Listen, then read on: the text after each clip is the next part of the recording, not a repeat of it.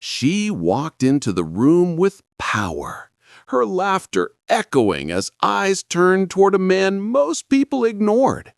He wasn't wearing a suit, nor did he command respect, at least not in their eyes. But in that moment, he became the center of their cruel game. Mocked, challenged, and underestimated, he stood silent, facing humiliation that cut deeper than words.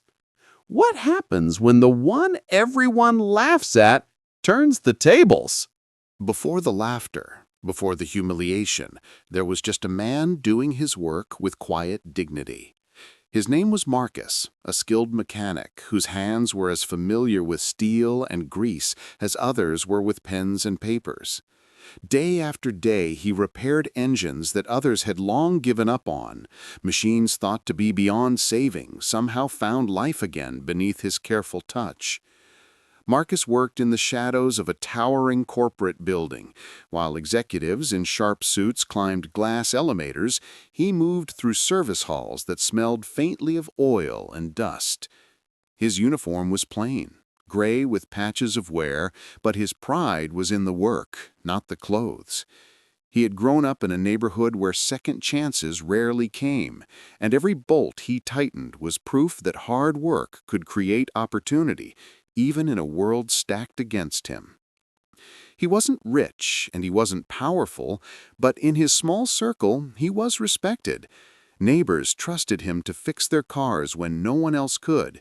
His younger cousins saw him as proof that honest labor mattered. To them, Marcus was more than a mechanic. He was an anchor, steady and dependable. Still, even with all his skill, Marcus was invisible to the corporate world he served. Each morning he entered through the back entrance, nodding to security guards who barely returned the gesture. While executives had their names etched on office doors, his name was only on a plastic badge clipped to his chest. And yet he carried himself with quiet confidence, believing that skill and determination could break barriers, no matter how high. What Marcus didn't know was that his path was about to cross with someone who saw him not as a man, not as a craftsman, but as a target for ridicule. She was powerful, wealthy, and used to commanding attention with her presence. For her, mocking someone like Marcus wasn't just casual cruelty, it was entertainment. On that particular morning, the air inside the building seemed unusually tense.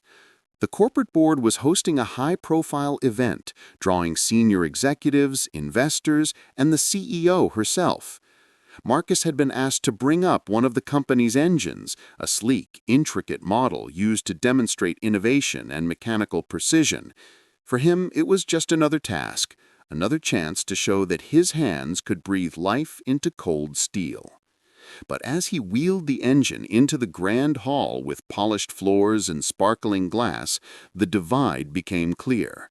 Men in suits glanced at him with faint smirks, whispering behind their hands. He wasn't one of them. He wasn't supposed to be here in their world of polished shoes and silk ties. Still, Marcus kept his focus, positioning the engine carefully at the center of the room. The machine gleamed under the lights, a symbol of precision and innovation. To him, it was just another project. To them, it was a stage, an opportunity to turn him into a spectacle. And that was when she walked in, the CEO. Sharp heels clicked against the floor as conversations hushed. Her presence was magnetic, her authority unquestioned. Dressed in a crisp white blouse and a fitted black skirt, she moved with the confidence of someone who had always been obeyed. Her laughter came suddenly, echoing across the hall as her eyes landed on Marcus.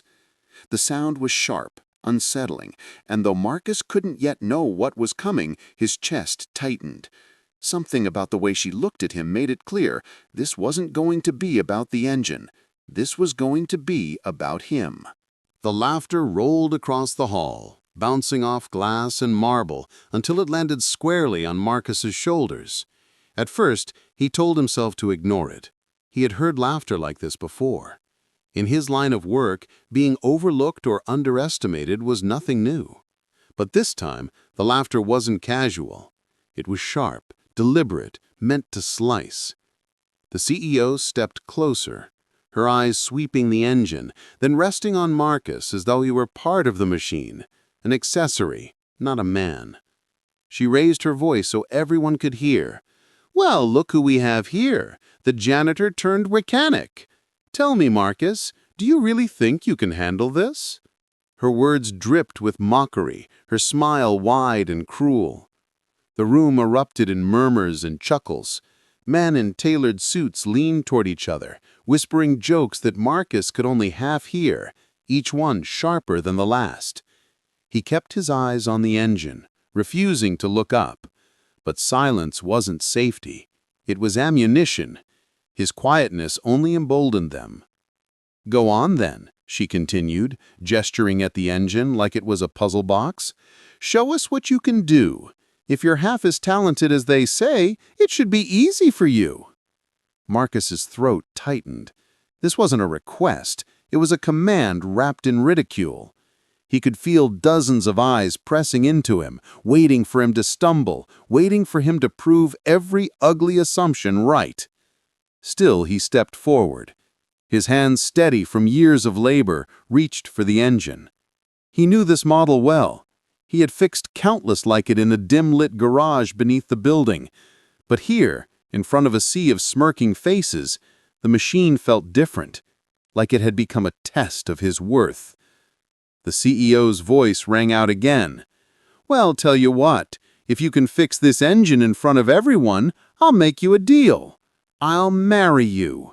Her laughter followed, high-pitched and piercing, joined quickly by the crowd's roaring amusement. The joke was cruel, designed to paint him as a man so lowly that even the idea of standing beside her was ridiculous. Marcus froze, humiliation burning in his chest. The room seemed to close in, the sound of laughter swelling louder than the beating of his heart. He wanted to walk away, to leave the engine where it was and disappear into the shadows, but something in him refused. He thought of the nights his mother worked double shifts just to keep food on the table. He thought of the neighbors who brought him broken-down cars, trusting only his hands to bring them back to life. He thought of his cousins who looked up to him as proof that hard work mattered. If he walked away now, he wouldn't just be giving up on himself. He'd be confirming every stereotype they believed about him. So he stayed. With a slow breath, Marcus rolled up his sleeves. The laughter continued, but he blocked it out, letting the noise fade into the background. His world narrowed to the machine before him. Every bolt, every wire, every curve of metal was familiar. His hands moved with precision, guided not by arrogance, but by quiet expertise. At first, the room was filled with mocking comments. "He's fumbling already. This will be over in minutes. What a waste of time." But as minutes stretched on, their laughter faltered. The engine responded to Marcus's touch, pieces aligning, gears settling, wires connecting like they belonged together. His movements weren't frantic, they were calm, methodical, confident. The CEO's smirk flickered, just for a moment, as if doubt had crept in. She crossed her arms, trying to mask it, but the shift didn't go unnoticed. A few of the executives glanced at her, waiting for her reaction. Marcus didn't look up. He couldn't. If he broke focus, the humiliation might overwhelm him. Instead, he poured himself into the task, his mind running faster than his hands. He could feel sweat at the back of his neck, not from fear, but from the intensity of the work. The hall grew quieter. What had begun as a cruel spectacle was becoming something else entirely. The same men who had whispered insults now leaned forward, curiosity overtaking mockery. The air shifted, thick with tension, as though everyone sensed they were watching something they weren't supposed to, watching the underdog rise in real time. Then came a sound that silenced the room completely, the low, steady hum of the engine springing to life. The engine vibrated under his hands, its mechanisms whirring with power and precision. Marcus stepped back slowly, wiping his hands on his uniform, his face calm, though his heart pounded. For a moment the hall was still. No laughter, no whispers, only the sound of the machine, alive, undeniable. But silence didn't mean victory. The CEO's eyes hardened, her pride pricked by the fact that her joke had backfired. She forced a laugh, louder than before, clapping her hands once. "Well, I'll be damned! Looks like the janitor does have a trick or two." Her words were meant to diminish the moment, to twist his triumph into something small. But the room wasn't with her anymore. The smirks had faded, replaced by stunned stares. Some even exchanged uneasy glances, as if they were questioning their own participation in the cruel game. Marcus said nothing. He didn't need to. The engine spoke louder than any words could. But deep inside, he knew this wasn't the end. In humiliating him, she had exposed not just her cruelty, but the prejudice that simmered beneath the polished surface of power. And though the engine roared in her favor, the battle was far from over. The engine's hum still filled the air, vibrating through the marble floors like proof that no amount of ridicule could erase skill. For a moment, Marcus stood tall, his work speaking for him louder than any words could. But pride was fleeting in a room where power was currency, and he had none. The CEO's forced laugh rang out again, but it no longer carried the easy dominance it once did. She was smiling, yes, but her eyes betrayed something else: anger, humiliation, rage that a man she considered beneath her had turned her cruel joke into a triumph. And when pride is threatened, cruelty sharpens.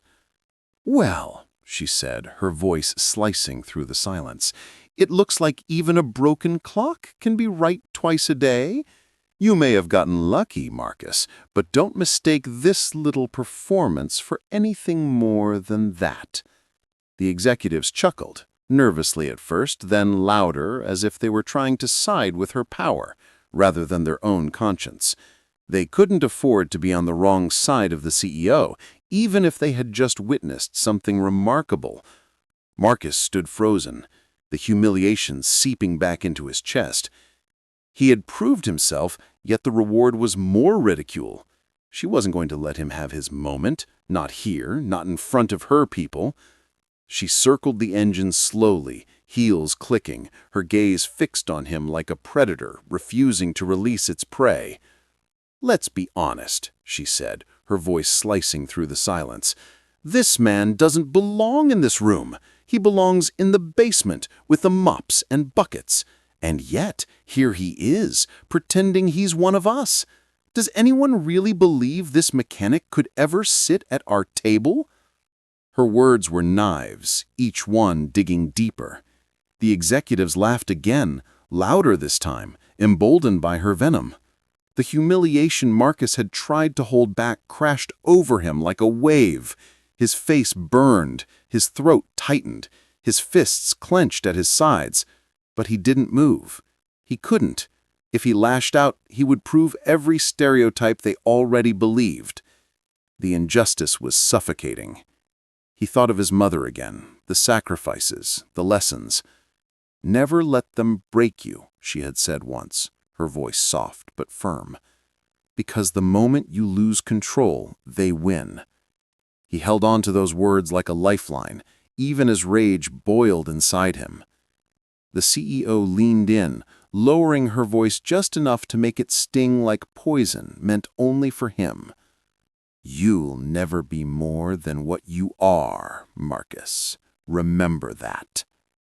Her words cracked something inside him, not enough to make him explode, but enough to carve a scar that would never fade.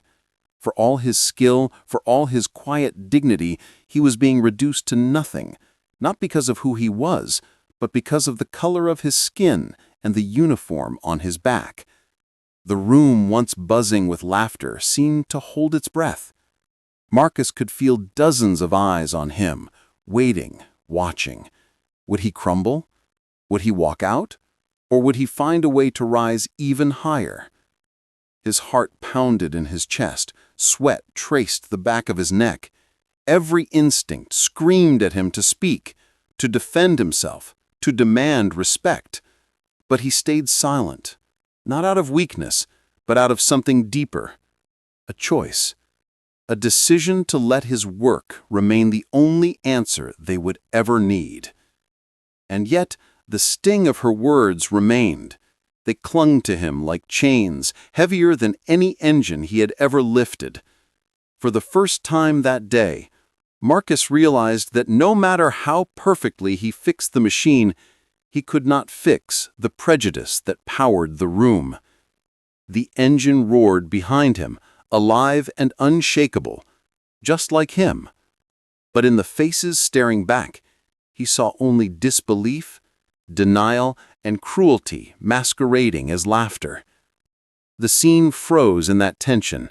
A man standing tall with nothing but his work to defend him, and a woman cloaked in power who would rather break him than admit he had won. And in that silence, one truth became clear. This wasn't just about an engine. It was about dignity, about humanity, about the cost of being underestimated and mocked simply for existing in the wrong skin. The air grew heavy, suffocating. Marcus drew in a deep breath, his jaw tight, his eyes steady. He knew this moment would define him, not in their eyes, but in his own. The question that remained was, would he leave this hall broken, or would he walk out unshaken, carrying a truth they couldn't erase? The hum of voices in the grand corporate hall filled the air like static before a storm. Marcus stood beside the gleaming engine, adjusting his grip on the metal handles of the cart, trying to remain invisible. For years, he had learned how to blend into the background, how to work without being noticed, how to make himself small so the men in suits could feel big. But today, no matter how much he wanted to disappear, there was no hiding. All eyes had turned toward him the moment the CEO stepped in. Her heels clicked against the marble floor, each sound like a gavel announcing judgment. Her gaze landed on Marcus with surgical precision, cutting him apart before she even spoke. "Well, this is interesting," she said, her voice sharp, polished, and dripping with disdain. "A mechanic paraded into our boardroom. I wonder, who thought this was a good idea?" The words struck like blows, and the audience responded exactly as she wanted. Bursts of laughter, the rustling of suits, the murmurs of men who suddenly found him a perfect target. Marcus shifted uncomfortably, his jaw tightening. He had carried this engine up from the workshop not because he wanted to, but because he had been ordered to. He wasn't meant to be here, not in this glittering hall with crystal chandeliers and velvet seats. His place was in the basement, in the grease-stained garage where the engines waited silently for his hands. Yet here he stood, caught in a spotlight he never asked for. The CEO circled the engine like a predator sizing up prey. Her manicured fingers brushed the polished steel, but her eyes never left Marcus. "So tell me," she said loudly enough for the entire room to hear, "do you even understand what you're looking at? This is innovation. This is progress. Do you think a man who spends his life with wrenches and oil could ever truly understand this level of engineering?" Laughter again, a chorus of mockery. Marcus held his face burn, but he stayed silent. He wasn't a man of words. He was a man of work, of patience, of skill born in silence. He wanted to say that he had built engines like this with his own hands, that he had studied their blueprints late into the night while others slept, but what would it matter? In this room, his voice carried no weight. His silence, however, carried a dangerous assumption that he had no defense at all. The CEO smirked at his quietness. "Not much to say, is there? Well, perhaps actions speak louder than words." She turned to the crowd, her voice rising theatrically. "What do you say we test our mechanic friend? Let's see if he can actually prove he belongs here." The men in suits cheered, some clapping, others whistling. It was entertainment to them, a circus act, at the expense of a man they saw as nothing more than labor. She leaned closer to Marcus, her perfume sharp, suffocating. "Fix it," she ordered, pointing at the engine like it was a toy she was tired of. Then, after a pause, her lips curved into a cruel smile. "And if you can, I'll marry you." The hall erupted with laughter, louder than before. Executives doubled over, slapping each other's shoulders as if the idea of a black mechanic standing beside their glamorous CEO was the most ridiculous thing they had ever heard. The humiliation was complete, designed to shrink Marcus until he disappeared, but he did not disappear. He stood frozen, his hands trembling slightly at his sides. The humiliation was sharp, piercing, but beneath it, something stronger stirred, a fire born not of pride, but of survival. He thought of the years he had spent mastering his craft, the nights spent bent over broken machines, the times people said he wasn't good enough, smart enough, or deserving enough. Every insult, every dismissal, every sneer had led to this moment. Marcus rolled up his sleeves. The laughter didn't stop, but it faltered. There was something unsettling in his quiet determination, something that made even the cruelest spectator pause for a second. He stepped toward the engine, his fingers brushing the cool metal, and for a moment he let the noise fade. The hall, the laughter, the cruelty, it all dimmed until there was only him and the machine. His hands moved with precision, loosening bolts, adjusting wires, reading the machine the way a pianist reads music. At first the room roared with jokes, "Careful, don't break it. Maybe he thinks it's a lawnmower. This'll be over in minutes." But the minutes passed, and Marcus didn't stumble. His movements were fluid, confident, each adjustment made with the ease of a man who knew this machine better than its designers. Slowly, the laughter quieted. The executives leaned forward, curiosity fighting mockery. The CEO's smirk faltered just slightly as the rhythm of his work revealed itself. Marcus tightened the last bolt, wiped his hands on his uniform, and stepped back. A breath held in his chest released as he turned the switch. The engine roared to life.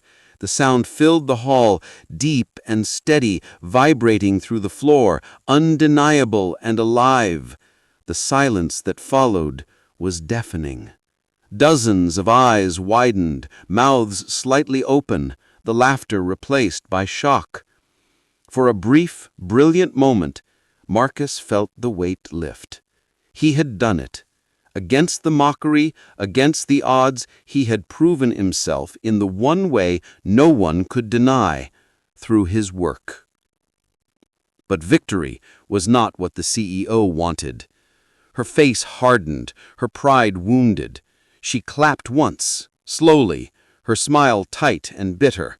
Well, even a blind squirrel finds a nut once in a while. The executives laughed again, though it was weaker this time, forced, uncertain. Marcus's triumph was being twisted before his eyes, turned from proof of skill into a joke about luck. His dignity was once again under attack, and the room was eager to follow her lead. His chest ached with fury, but he swallowed it. He had learned long ago that in rooms like this, anger was dangerous. His silence, however, was mistaken for weakness. The CEO stepped closer, her heels clicking ominously. She lowered her voice, but loud enough for others to hear. "Don't fool yourself, Marcus. You'll never belong here. You're a mechanic, a servant, And servants don't sit at the table, they serve it." Her words were knives, sinking deeper than the laughter could ever. Marcus's heart pounded, but he stood firm. Around him, the executives chuckled nervously, caught between admiration for what they'd witnessed and loyalty to the woman who signed their paychecks.